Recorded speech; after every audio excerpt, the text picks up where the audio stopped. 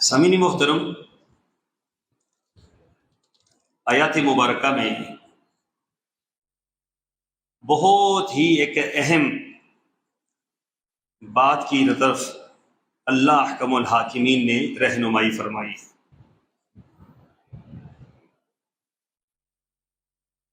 حالات کچھ بھی ہوں، حالات کیسے بھی ہوں، وقت کیسا ہی کیوں نہ ہو، ایک بات مسلمہ ہے کہ ہمیں ہر حال میں اپنے رب کی طرف رجوع کرنا چاہیے۔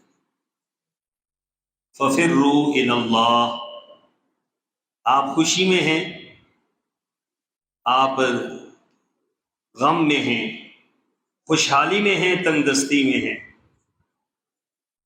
رات میں ہیں، دن میں ہیں، صبح میں ہیں، شام میں ہیں، آپ اپنے رب کی طرف رجوع کریں۔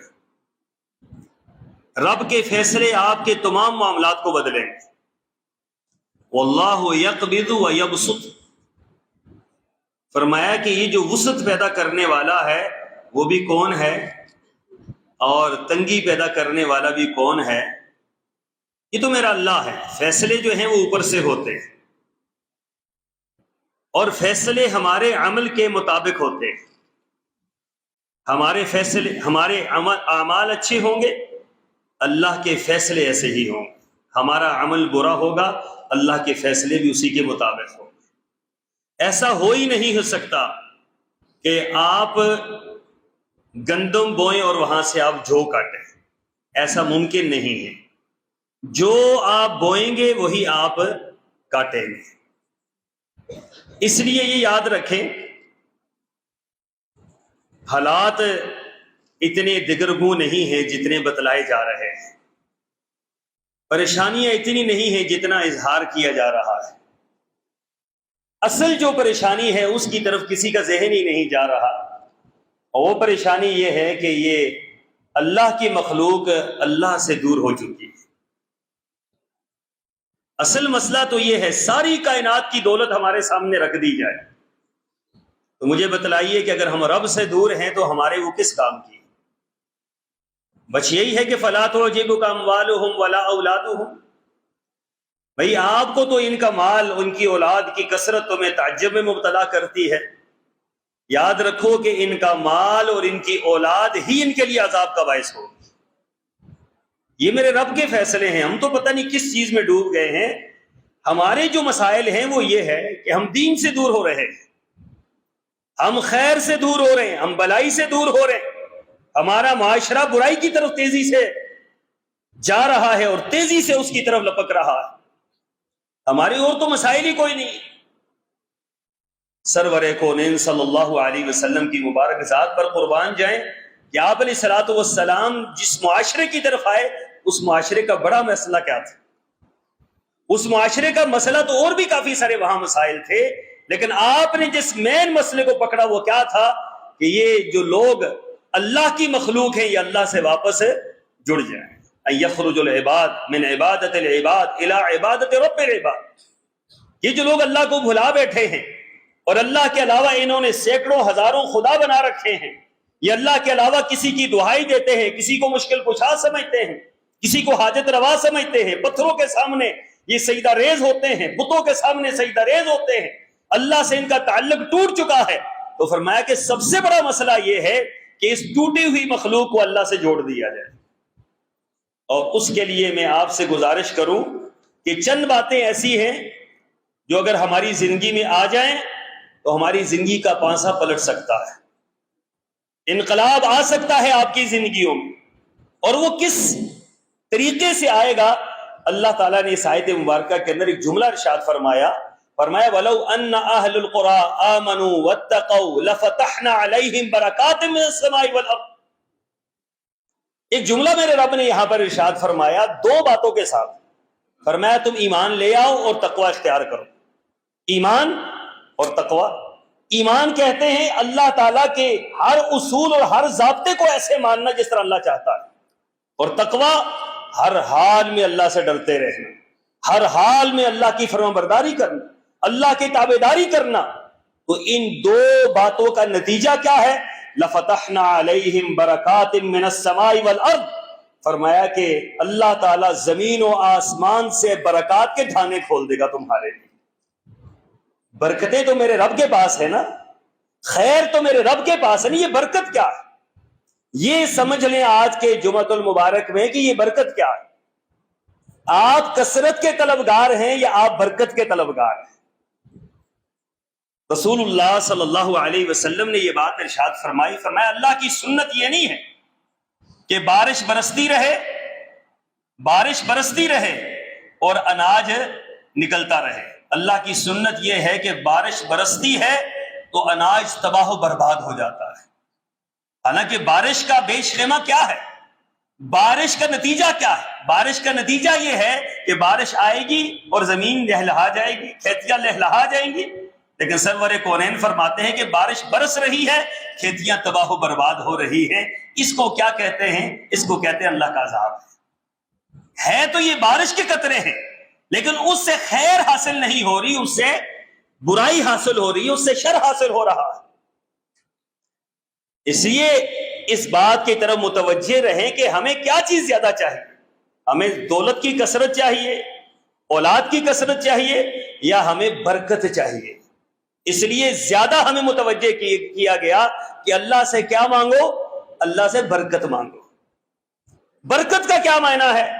جو آپ کے پاس ہے اللہ اس کے ذریعے آپ کے سارے معاملات کو پورا کر دیتا ہے. برکت اس کو کہتے ہیں. آپ کی تنخواہ 10,000 روپے ہے, پورا نظام آپ کو اس میں چل جائے گا, اس کو برکت کہتے ہیں. آپ کی تھوڑی سی عمر ہے, اس تھوڑی عمر میں اللہ نے آپ سے بڑا کام لے لینا ہے, اس کو برکت کہتے ہیں.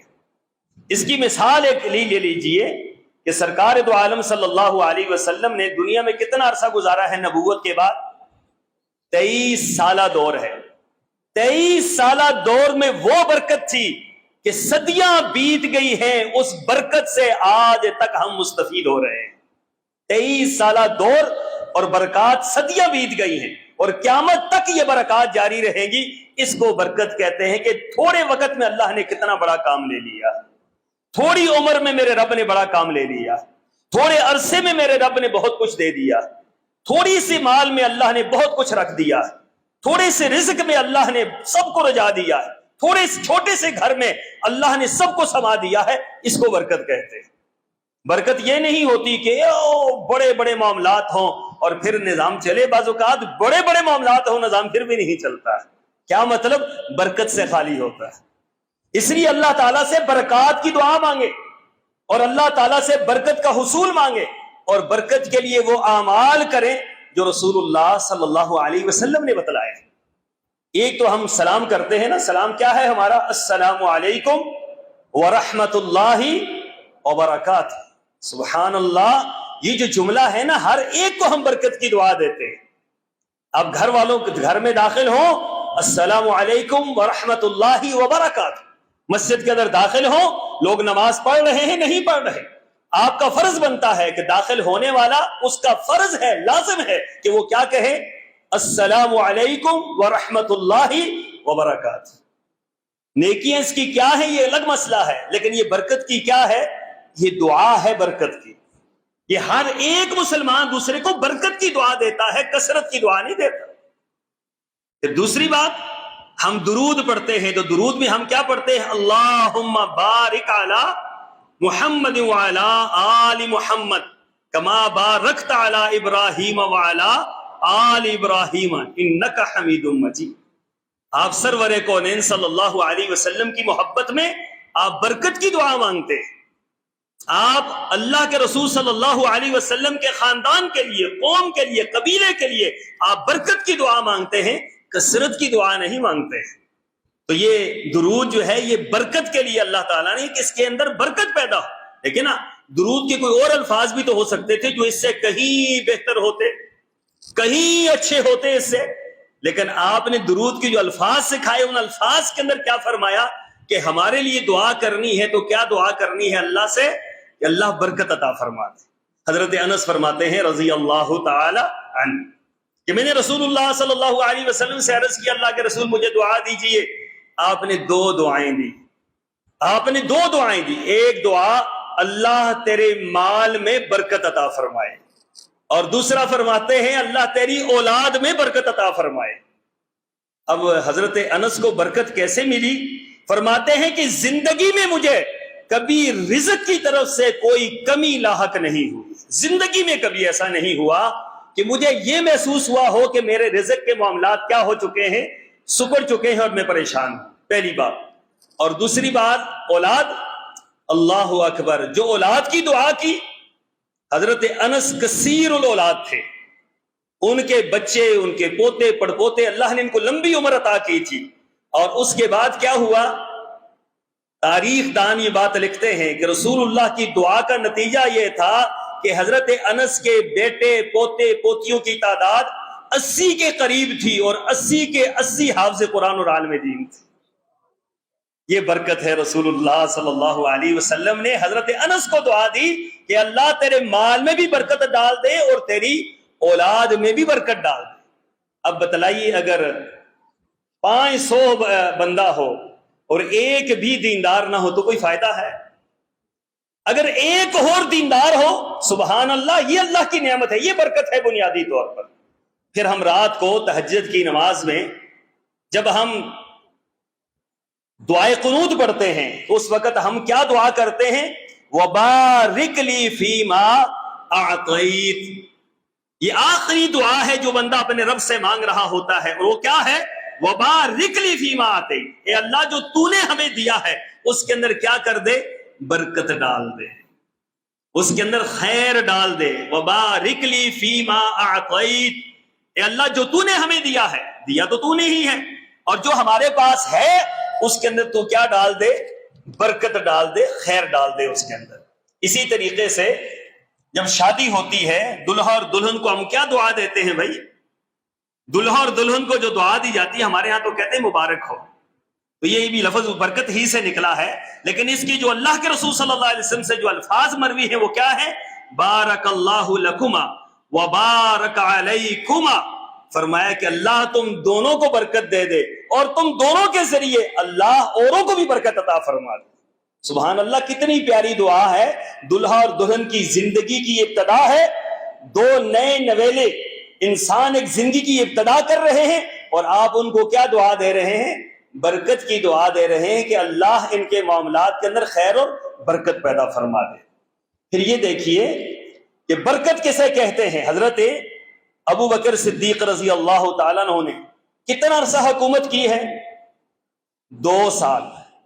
2 سال کی حکومت، پوری زندگی بیان کرتے رہے، ان کے کارنامے ختم نہیں ہوتے۔ 2 سال کے اندر جو انہوں نے کیا ہے، آج 100 سال کے اندر پورا ملک مل کر بھی نہیں کر سکتا۔ اس کو کہتے ہیں برکت۔ لوگ یہاں پر ہمارے ہاں شکوہ کرتے ہیں، جی ہمیں تو حکومت کرنے کا موقع ہی نہیں ملا۔ جو آتا ہے 20 سال بھی کوئی کر کے گیا ہے، 25 سال بھی کر کے گیا ہے، 30 سال کر کے گیا، ہمیں تو موقع ہی نہیں ملا جی۔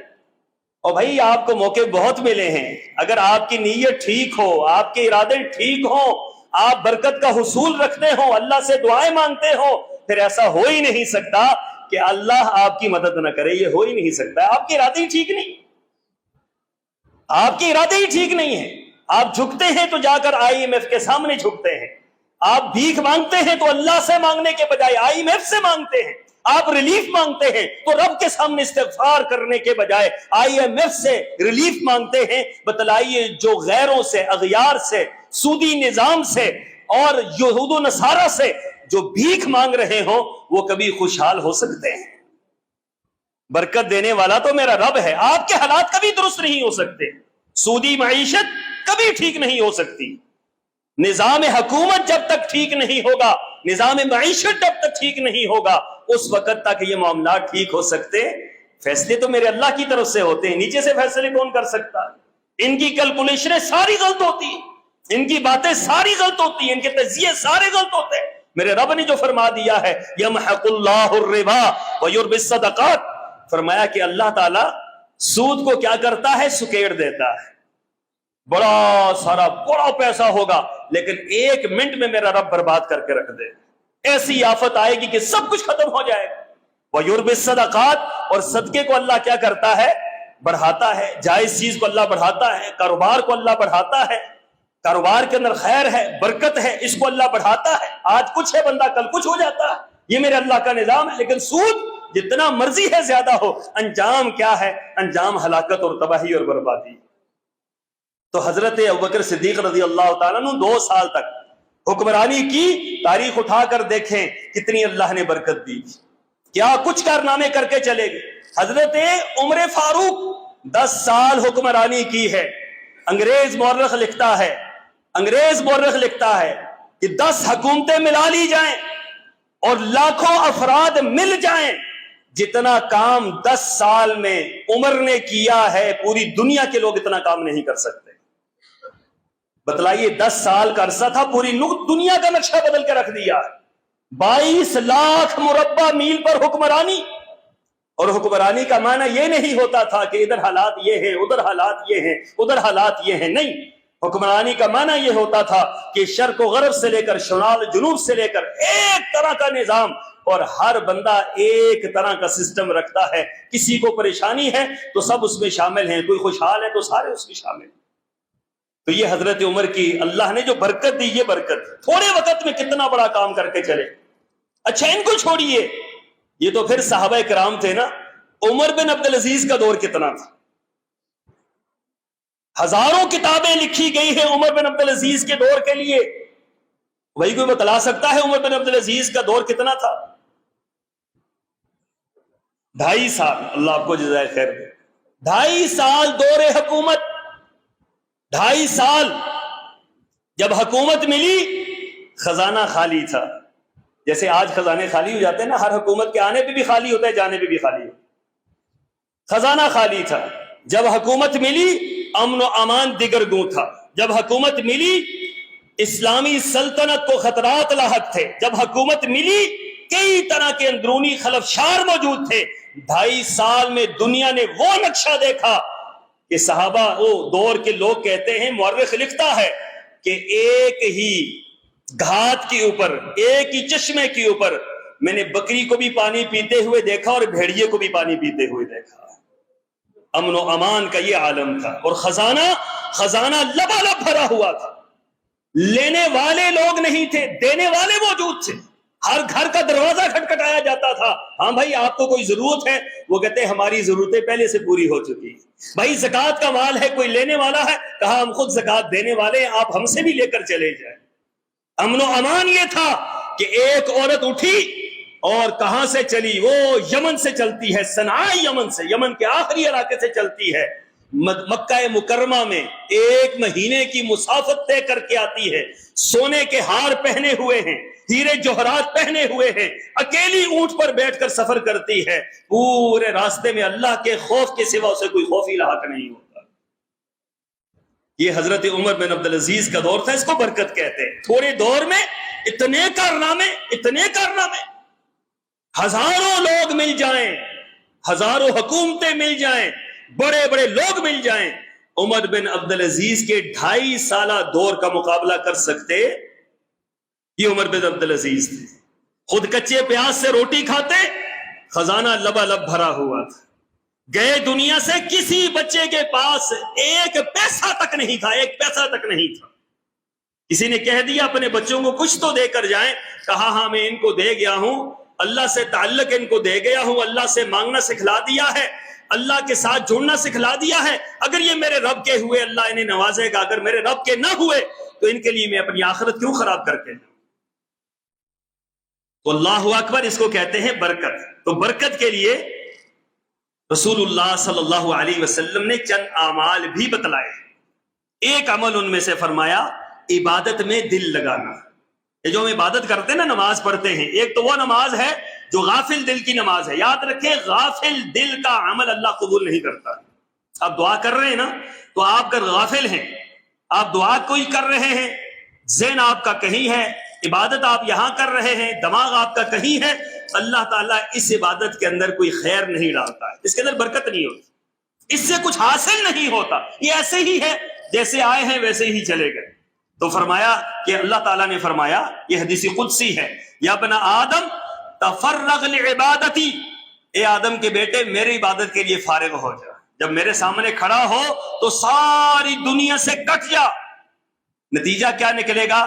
املا صدرک غنن، فرمایا کہ تیرا دل میں غنا سے بھر دوں گا۔ دل کا غنی سب سے بڑا غنی ہوتا ہے، یاد رکھیں۔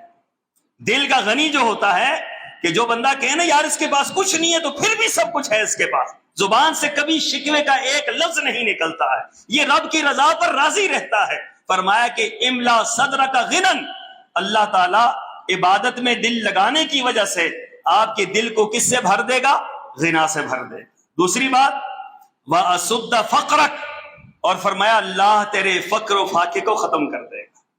عبادت کے اندر دل لگانے کا فائدہ کہ اللہ تعالیٰ فقر و فاقے کو ختم کر دے گا۔ یہ میرے رب کے فیصلے ہیں، میرا رب کہتا ہے تو یہ کام کر لے، میں یہ کام کروں۔ آپ کا عبادت میں دل لگ جائے، اللہ تعالیٰ فقر و فاقہ کیا کرے گا؟ دور کر دے گا، فقر و فاقے کا خوف بھی دور کر دے گا۔ دوسری بات رسول اللہ صلی اللہ علیہ وسلم نے فرمائی، آپ نے فرمایا کہ سورہ بقرہ کی تلاوت، قرآن کی تلاوت، بالخصوص سورہ بقرہ کو پڑھنا۔ سورہ بقرہ اگر آپ کے حالات تنگ دست ہیں، پریشان ہیں، تو آپ سورہ بقرہ پڑھنی شروع کر دیں۔ ضروری نہیں ہے کہ پوری سورت پڑھ لیں، کوشش یہ کریں پوری پڑھ لیں، 2.5 پارے ہیں، لیکن یہ ہے کہ آپ روزانہ اس کا کچھ حصہ پڑھ لیں، کچھ دن میں آپ ختم کر لیں، لیکن روزانہ کی بنیاد پر سورہ بقرہ پڑھیں۔ تو سرور کونین نے کیا فرمایا؟ اقرؤوا سورۃ البقرہ فإن أحدها برکہ، فرمایا کہ سورہ بقرہ تلاوت کیا کرو، کیونکہ جو سورہ بقرہ کی تلاوت کرتا ہے اللہ اس کی زندگی میں، اس کے مال میں برکت پیدا فرما دیتے ہیں۔ سورہ بقرہ کا پڑھنا یہ برکت کا سبب ہے، برکت کا موجب ہے۔ اسی طریقے سے تیسری بات رضائے الہی پر راضی رہنا، جو کہ عام طور پر ہم نہیں رہتے، اللہ کے فیصلوں پر راضی نہیں رہتے۔ اللہ نے ہمارے بارے میں فیصلے کر رکھے ہیں نا، تو اللہ کے فیصلوں پر راضی رہنا یہ برکت کا سبب ہے۔ تو سرور کونین صلی اللہ علیہ وسلم نے کیا فرمایا؟ ان اللہ یبتلی عبدہ، اللہ تعالیٰ اپنے بندے کو آزماتا ہے، کبھی دے کر آزماتا ہے، کبھی لے کر آزماتا ہے۔ کچھ دن آپ کے خوشحالی کے آئیں گے، کچھ دن آپ کے تنگ دستی کے بھی آئیں گے۔ ان اللہ یقبض و یبسط، ہمیشہ ایک جیسا بندہ تو رہتا نہیں ہے، دیکھیں نا، کبھی دن ہے، کبھی رات ہے، کبھی سردی ہے، کبھی گرمی ہے، کبھی اندھیرا ہے، کبھی اجالا ہے۔ یہ نظام ہے میرے رب کا، کبھی ایک جیسا بندہ نہیں رہتا۔ ایک جیسی ذات کون سی ہے؟ وہ مالک ارض و سما ہے، باقی انسان میں کوئی ایک جیسا نہیں ہو سکتا۔ دیکھیں نا، کل تک بادشاہ تھے، پھر گداگر بن گئے۔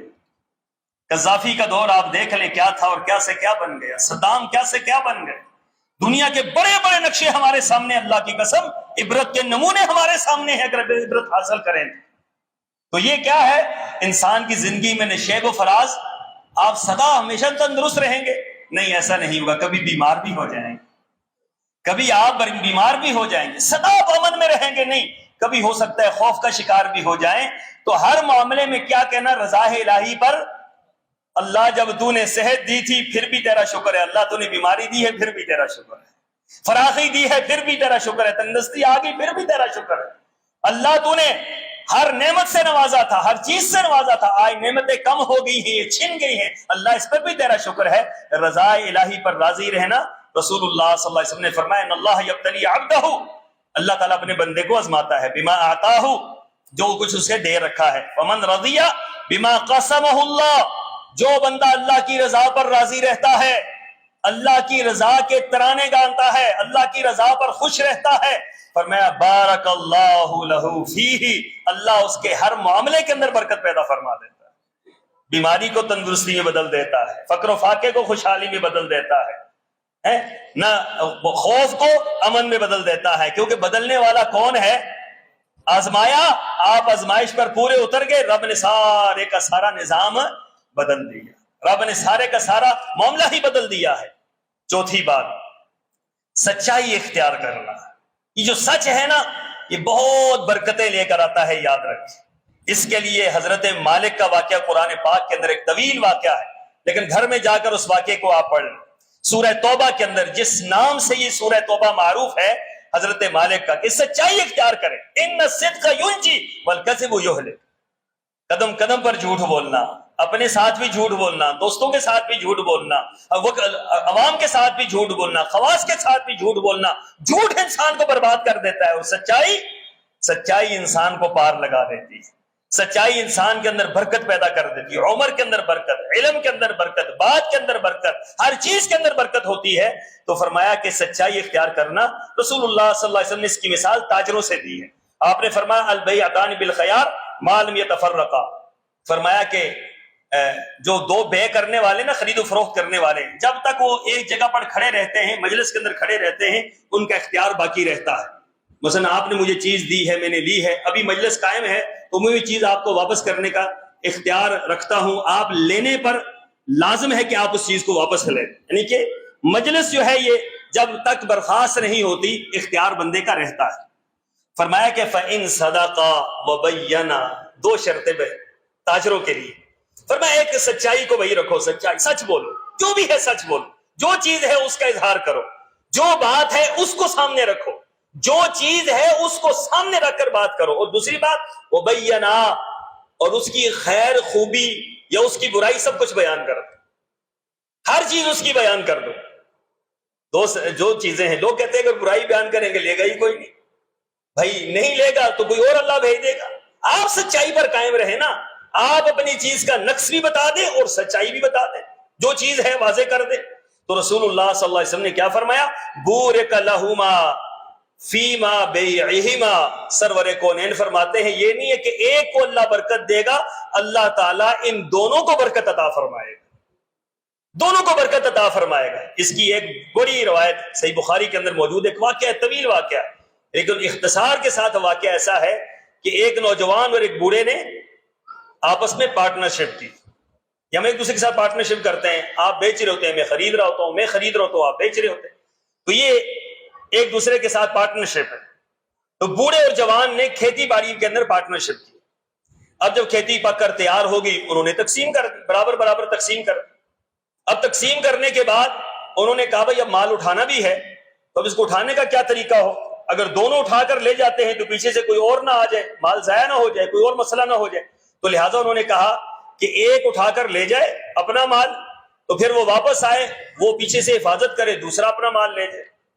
اب دونوں نے یہ طریقہ کار طے کر لیا، بوڑھے نے اپنا سامان بھرا تھیلے میں اور رکھا کندھے پر لے کر چل دیے۔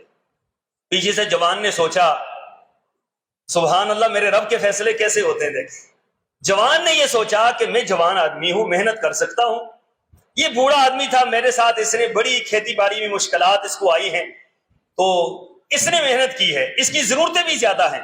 اس نے کیا کیا، اپنے مال سے ایک تھیلا بھرا اور تھیلا بھر کر اس کے مال میں ڈال دیا، اپنے مال سے اس کے مال میں ڈال دیا۔ فی زمانہ ہوتا تو کیا ہوتا ہے، وہ زمانہ تھا تو کیا تھا کہ اپنے مال سے اٹھا کر اس کے مال میں ڈال دیا۔ اب وہ واپس آیا، اس نے کہا بھائی آپ جائیں۔ اب یہ نوجوان آیا، اس نے اپنا تھیلا بھرا، کندھے پہ رکھا، چل دیا۔ بوڑھے نے سوچا، بوڑھے نے کہا یار جوان آدمی ہے، اس کی ضرورتیں زیادہ ہے، اس نے محنت بھی زیادہ کی۔ اللہ اکبر، ایک دوسرے کی خیر خواہی، آپ میری خیر خواہی کر رہے ہیں، میں آپ کی کر رہا ہوں۔ جب ایک دوسرے کی خیر خواہی ہوتی ہے تو میرے رب کے فیصلے دونوں کی خیر خواہی پر ہوتے ہیں۔